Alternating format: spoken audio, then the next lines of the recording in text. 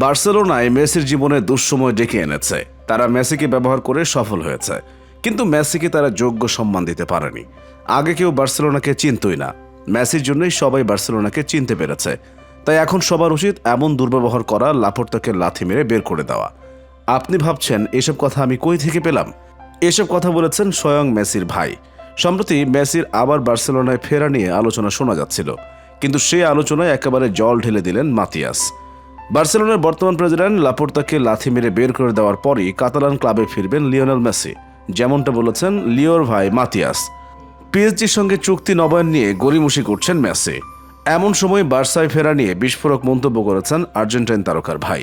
1899 সালের 29 নভেম্বর যাত্রা শুরু বার্সেলোনার, অর্থাৎ 123 বছর হতে চলল কাতালান এই ক্লাবটির। এর মধ্যে 21 বছর বার্সেলোনায় ছিলেন লিওনেল মেসি, শুধু মূল দল বিবেচনা করলে 17 বছর। মেসি বার্সা মূল দলে যোগ দেওয়ার আগে 16 বার লা লিগা জিতেছে ক্লাবটি, জিতেছে চ্যাম্পিয়ন্স লিগও, কোপা দেল রে, সুপার কোপা দে এসপানার মতো বার্ষিক প্রতিযোগিতাও জিতেছে একাধিকবার। নিজেদের ইতিহাসের সেরা খেলোয়াড়কে ধরে রাখতে পারেনি বার্সা। চোখের জলে প্রিয় দলকে বিদায় বলতে হয় মেসির। এর জন্য ক্লাবটির বর্তমান প্রেসিডেন্টকে চোখের বালি মনে করছেন মেসির ভাই। মেসিরা দুই ভাই এক বোন, লিওনেল মেসি, রদ্রিগো মেসি, মাতিয়াস মেসি এবং মারিয়া সোল মেসি।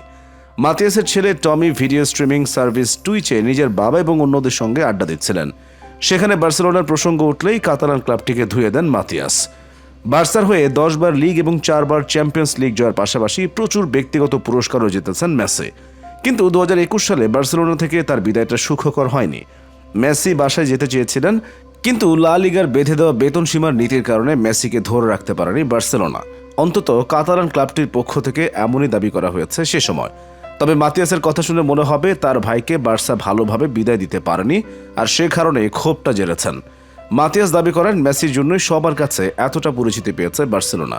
তার আগে তাদের কেউ চিনত না। বার্সেলোনায় গিয়ে কেউ জাদুঘর দেখে থাকলে দেখবেন সেটার পুরোটাই মেসির। মাতিয়াসের ছেলে টমির টুইচ অ্যাকাউন্টের নাম লাবাজাদা 10।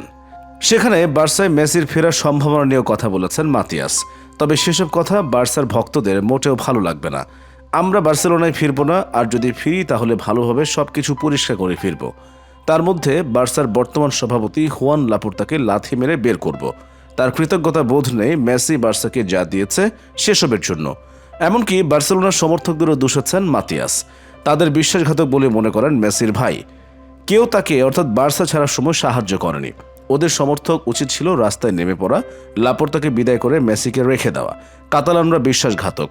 মা একবার লিওনেলকে বলেছিল, ওরা তোমাকে রোনালদিনিওর মতো ভোগাবে। মাতিয়াস মেসির এমন সব কথায় সামাজিক যোগাযোগ মাধ্যমে ঝড় উঠতে সময় লাগেনি।